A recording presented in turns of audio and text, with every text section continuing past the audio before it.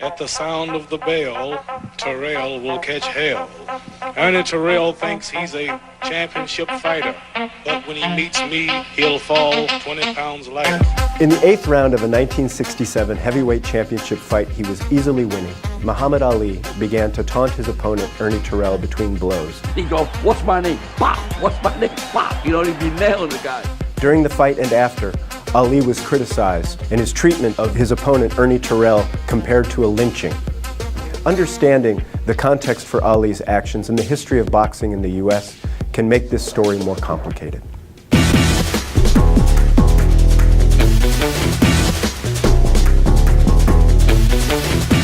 Why don't you call me my name, man? Well, what's your name? You told me your name was Cassius Clay a few years ago. I told you my name was Cassius Clay.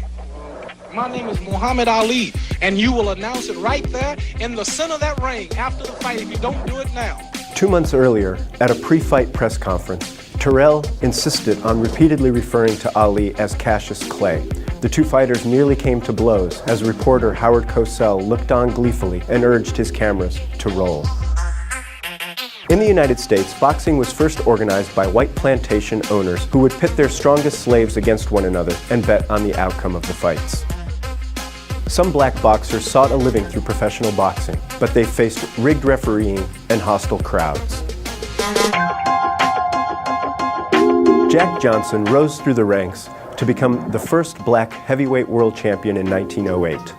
When he defended his title in 1910 against Jim Jeffries, race riots broke out in which angry white fans attempted to suppress black celebrations of the victory. 3 years later, Johnson, who defied the racial codes of his time by spending his money freely and publicly dating white women, was convicted of trumped-up sex trafficking charges and forced to flee the country to escape his sentence. And now, ladies and gentlemen, Muhammad Ali! Muhammad Ali rose to preeminence, first as a gold medalist in 1960, and then as world heavyweight champion in 1964, in the context of a mass social movement asserting the human and cultural dignity and the economic and political rights of black Americans. Inspired by this movement and having learned from the unhappy experiences of his predecessors, Ali, like many young people at the time, was politically outspoken. You my opposer when I want justice. You my opposer when I want equality. You won't even stand up for me in America for my religious beliefs, and you want me to go somewhere and fight, but you won't even stand up for me here at home. Like many in his generation, Ali refused to enter the armed services when drafted to fight in the Vietnam War.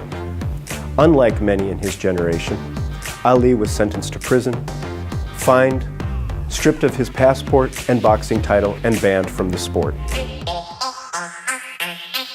Understanding this historical context can help us see why many at the time, and still today, felt inspired by Ali's angry taunts of Terrell in their 1967 fight, seeing in it a defiant refusal to accept centuries of racial domination. I hear you want to stand toe-to-toe, and with me trade blow for blow. But if you hip, you'll take a dip, because I'm out to bust your lip.